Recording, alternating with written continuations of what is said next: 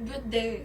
This interview is for our research entitled Exploring the Experiences of Prolonged Job Seeking and Employment Among Technology Field Graduates. Therefore, can you state your age, program, and year you graduated? 24. Graduate ako ng Computer Science and gumraduate ako last year, 2024. Before moving forward with the interview, rest assured that all information shared will be kept strictly confidential. And before tayo mag-start, ask ko lang if for how long have you been unemployed? So ngayon, parang 1 year and a half na rin siguro. Yun. Can you describe your experiences in looking for jobs within your field? Yung mga experiences ko kasi, medyo ano siya medyo hectic, and yung parang nakaka-downgrade din sa sarili kasi minsan yung mga hinahanap ng mga employer natin is more on experience, since ako kasi fresh graduate, so wala akong enough experience na para ganun, di ba? Tapos then yun sa mga related course na related job sa course ko. Minsan hindi siya align, hindi siya yung kumbaga yung knowledge mo sa course na yun, yung kasing ibibigay sa yung job is hindi siya align. So yun, tapos sa mga ano ba? What challenges did you encounter during your job search? Nung naghahanap ako ng work, may mga nag-reach out naman, ganun. Since yung mga qualifications kasi nila, since fresh grad ako, tapos wala akong experience, so ayun, medyo nagiging hesitant ako, ganun, kung ipupush ko ba yung application ko, ganun. Tas medyo nakakapagod din since parang bumabiyaya ako ng sobrang layo para mapuntahan yung interview, yung mga ganun. Tas yun, parang nakakawalang gana rin since yung mga nakakasabayan ko with experience, ganun. Yun, parang nakakaano lang. How did salary offers influence your decisions in accepting or declining job opportunities? Ako kasi since graduate ako, tapos panganay din ako, ganun. Parang sa akin sa sarili ko, parang ayokong mag-stick sa minimum wage na salary, which is 695. So, ayun, siyempre panganay ako, tas yung dalawang kapatid nag-aaral pa. Parang sa akin, napipressure na rin ako kasi na parang gusto kong tumulong sa family ko, na ganun. Tapos yung gusto kong mag-give more sa kanila, pero since ganun lang yung binibigay na sahod sa akin, parang short talaga siya since yung mga bilihin pa ngayon tumataas, yung inflation natin. Kaya yun, parang mas gusto ko pang mas maganap pa ng mas magandang option, mas mataas yung sahod, tapos syempre dapat pina-prioritize din yung work and life balance, ganun. Yun, so yun talaga, mahirap talaga siya sa akin. So, nagiging undecided din ako sometimes. Can you share a specific instance where you felt discouraged or unmotivated because of the pay being offered? Ayun, sa mga ina-applyan ko naman recently, ganun. May mga nagre-reach out naman, may tumatawag, ganun. Pero, yung ano kasi nila, yung demand nila, yung lalo na yung mga schedule talaga, tapos especially yung sahod na binibigay. Kumbaga yung mga dinedemand nilang duties sa akin, ganun. Parang yung sahod hindi talaga siya fit para sa ganung position kasi since ganun nga, fresh graduate ako, tapos naglo-look lang ako ng ayun, magandang trabaho, stable, pero yung mga binibigay nilang position para sa akin, ganun, medyo mahirap, tapos wala, talagang nakakapagod lang talaga, ayun.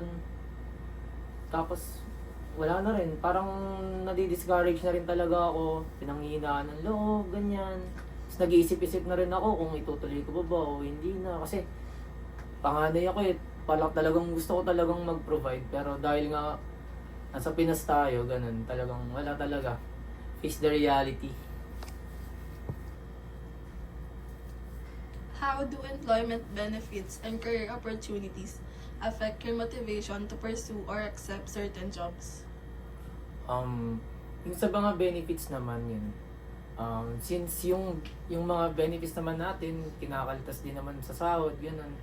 Parang, ayun, gusto ko na rin naman na i-start talaga yung career ko as sa Comsci, ganun.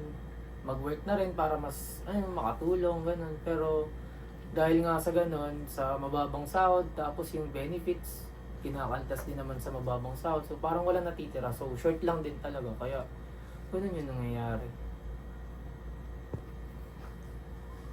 What kind of benefits or opportunities do you usually look for in a job offer?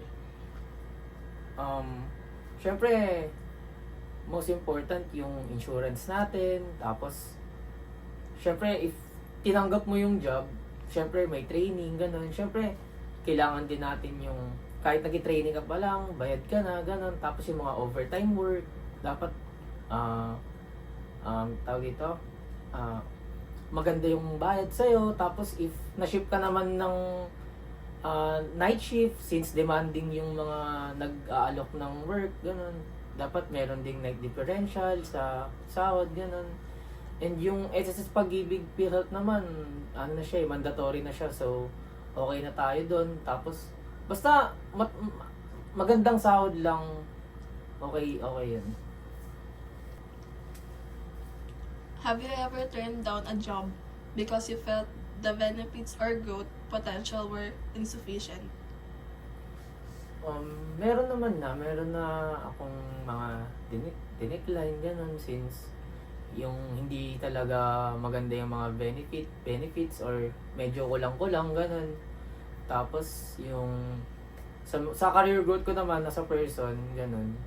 Yung minsan kasi yung mga binibigay na task or duties or yung mga position na ino-offer which hindi naman siya align dun sa tinapos ko. Ganun.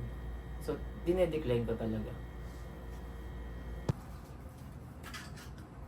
How do these factors influence your overall outlook on employment in your field? Ano ba? Siguro yung yung mga employer na hindi binavalue yung empleyado nila, yung kumbaga paggawa na ng paggawa kahit outside the job na, ganon. Tapos, pagdating pa sa mismong site, maraming sinasabi, tapos, pangit yung mga ugali, ganyan. Tapos, meron pa, minsan, may mga reviews kasi sa ibang company na kapag nag-a-apply ka, okay naman sila, pero pagdating ng employment, ayun na, hindi na sila giging okay. Tapos, minsan, yung mga benefits, pag nakita mo sa job description mo, tapos kompleto naman yung benefits, pero pagdating sa mismong employment, medyo kulang-kulang na, tapos binabarat na yung sahod, ganun. Kaya, ayun, medyo nakakaano din. Parang draining, ganun. In what ways do you think your skills and qualifications align or do not align with the requirements of the jobs available in your field? Sa tingin ko naman, okay naman ako, align naman yung mga skills ko, may mga basic knowledge naman ako in computer, like sa mga codes, ganyan, mga JavaScript, okay naman. Hindi ko lang kino-consider talaga yung mga hindi na align sa skills ko. For example, yung mga yung mga side duties, ganyan, yung mga utos ng utos, ganon. Yun, hindi siya ganun. Hindi siya maganda, tsaka hindi rin siya hindi talaga siya okay sa time ng isang tao, ganun. Yung hindi rin siya namamanage yung sarili niya, ganun. Have you encountered situations where employers required skills you were not trained in during college? Ayun, may mga employer kasi na naghahanap ng mas magandang experience. Since ako fresh grad, may alam lang ako sa mga basic ganun. And willing to learn lang din naman ako ganun. Tapos yung mga hinanap nila, may mga ahead sa akin ganun, na experience and magaganda yung track record ganun.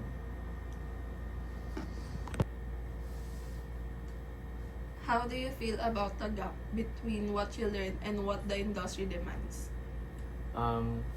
Yung sa dinedemand kasi ng, for example, ng employer, ganun, hindi pa pala sapat yung mga natutunan ko sa school, yung mga skills ko hindi rin pala sapat, ganun. Kaya ayun, nakaka-unmotivate lang din talaga.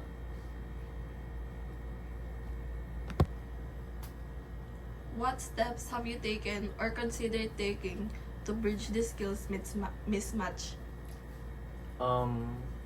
For example, kapag may mga nakita akong hiring, ganon, tapos tinitignan ko agad yung job description nila, kung match ba sa mga skills ko and knowledge ko.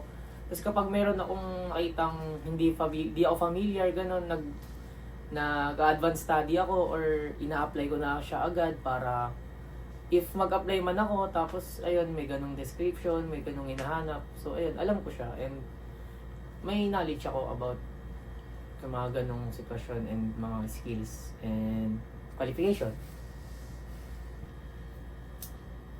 And with that, we've reached the end of our interview. Thank you for your time and we appreciate your effort. Thank you.